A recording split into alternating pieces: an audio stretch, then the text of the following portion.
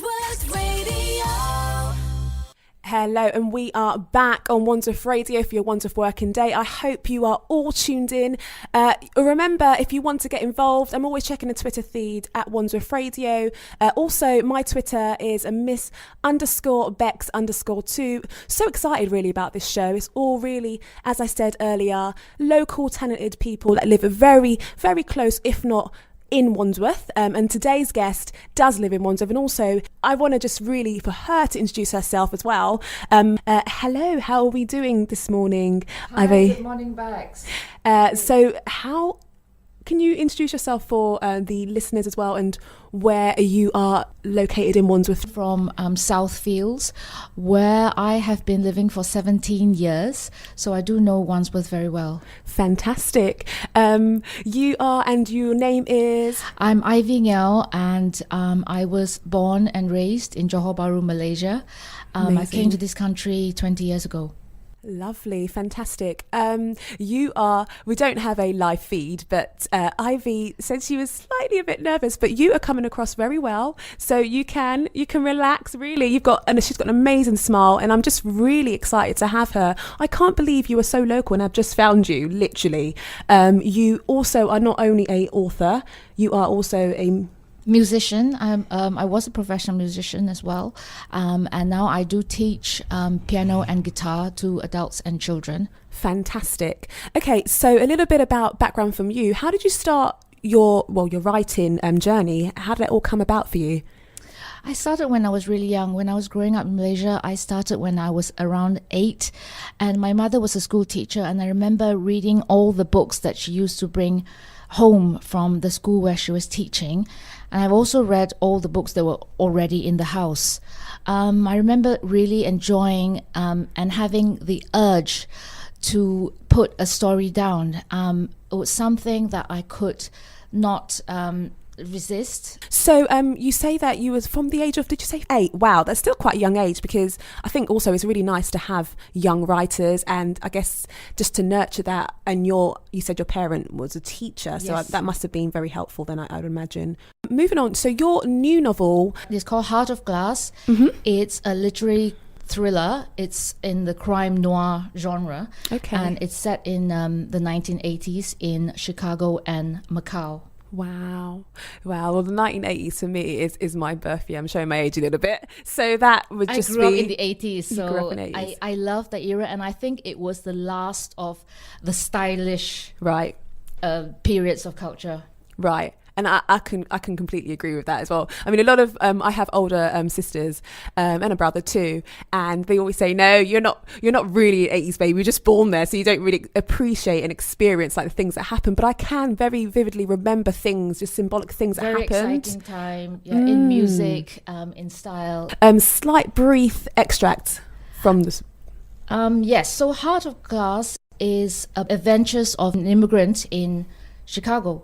Okay. The main character is called Leanne, and she is mixed race Chinese. She's an immigrant in Chicago's Chinatown. She ran away from home at an early age at 16 because she didn't fit in. Right. She's a musician, but by night she has been actually doing crime with her accomplice. They've been drugging and stealing from rich guys in bars. Wow. Okay. And so when she gets offered a real job by Paolo, a businessman, she jumps at it. But she didn't realize it's actually piano playing in a faraway place called Macau. So because she wants to come clean, she's decided to take on the challenge. And when she gets there, she meets the New Yorker DJ, Ben.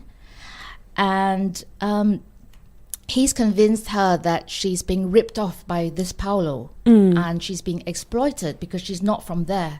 She's not getting paid decently. So she believes him. And Ben wants to get rid of Paolo because he knows that Paolo's rich. He's got all these assets, and he wants these assets so that he and Leanne can cut a recording deal back in New York. Wow. Okay. So that already is just taking me. I'm like literally following every word you're saying. It sounds so exciting. I'm going to get people to obviously. I've got a couple of questions already. So what I'm going to do is I'm going to play a track, and I'm going to come right back to you because I want to find out a bit about behind the author as well, and also just if you could share a slight bit more because I'm already on my edge about this book. Sounds very interesting. Playing next on Wandsworth Radio, we've got Bruno Mars, 24 Magic Gold. I hope you like.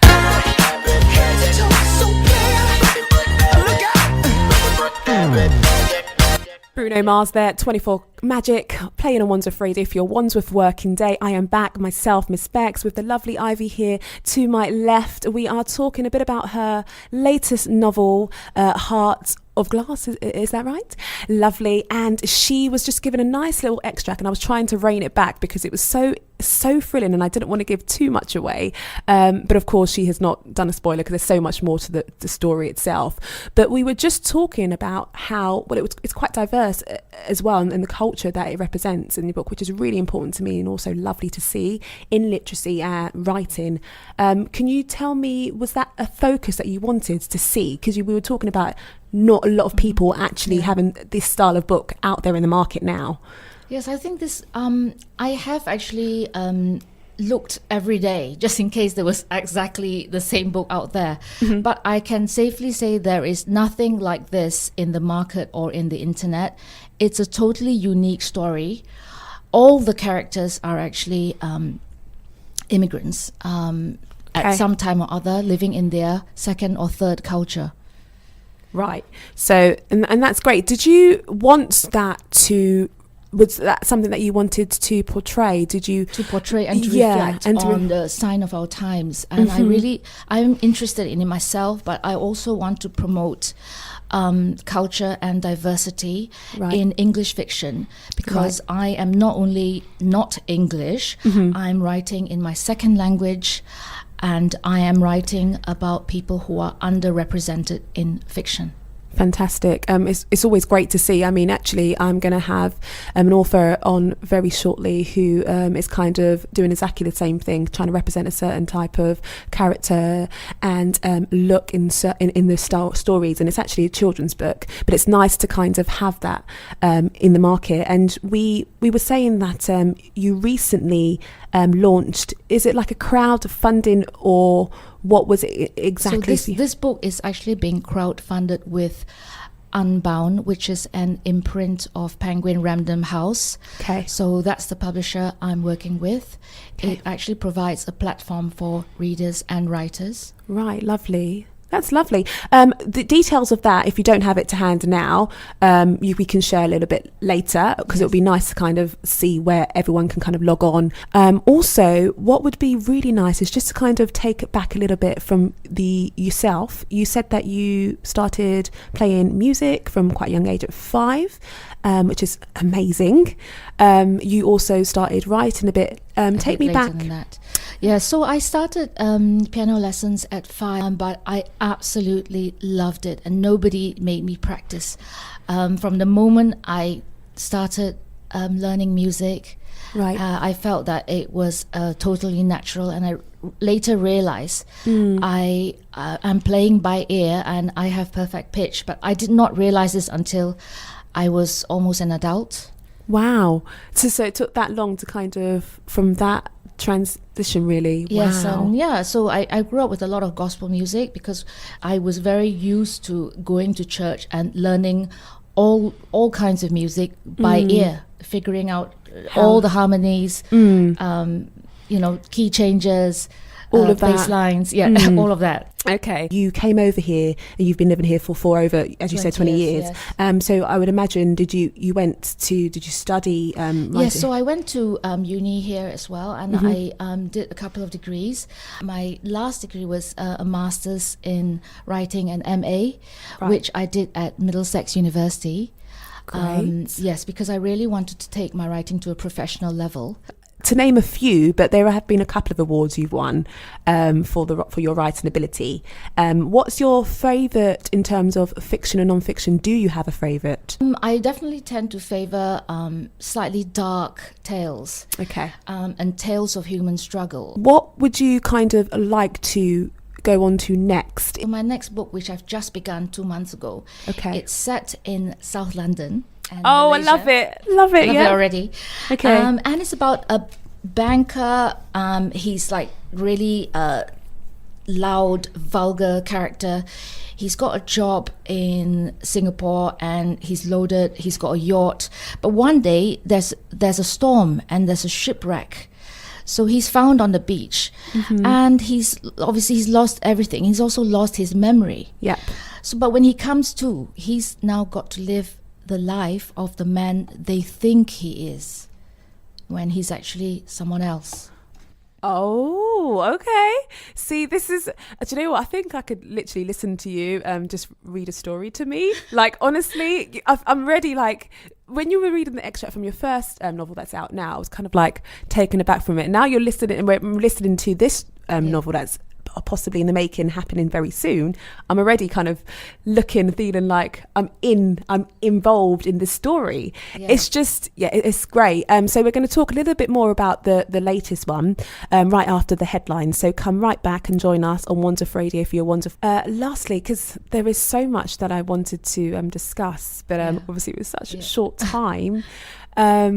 What would you say you would like to be not just remembered as, but what would be the highlights of your career, which is only obviously just starting, really? What would you like them to remember or take away? I think that I would love them to think that I was funny, and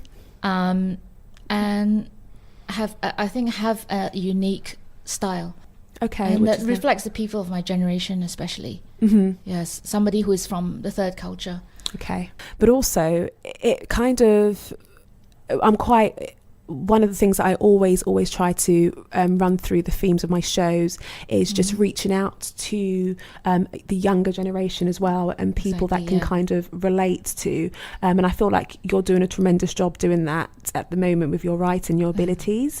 Okay, fantastic. So there we have it. Just thinking whether there is anything else that you just want to kind of add. We're actually crowdfunding this book, and we're doing well. We are on week 5, and we are 44% funded. When it's fully funded, the book will go into production. More details can be found on unbound.com/books/Heart of Glass. Lovely. So the keyword there is Heart of Glass, which is of course the story. Yes. Again, just some really great handy tips for people that want to look into learning how to sing and how to play as well. Yes. Yeah, because you do play a couple of instruments, don't you? Yes, I'm teaching, and I'm playing both piano and guitar. I used to be in a band. We were playing in London. Oh my goodness, there's more to come, everyone. I had no idea about this. Carry on. And the band is called Satsuma. We played sort of funky, old school, two-step dance music. Okay, right. So you guys need to, of course, details will be found when we release this interview as well, which is going to be on our Mixcloud account, so make sure you check out that Wandsworth Radio, and of course my Mixcloud account, which is Ms Becks, and so all the details once again for you is Ivyngeow, Ivyngeow. Lovely. And you can connect with her and of course support her as well with her launch of the book, and I can't wait for the new one. I really can't wait. So it's in the making. Wandsworth Radio, Wandsworth Working Day. You've been listening to myself, Ms Becks, Back in a Mo, DJ Khaled featuring Nicki Minaj. Do you mind playing on Wandsworth Radio?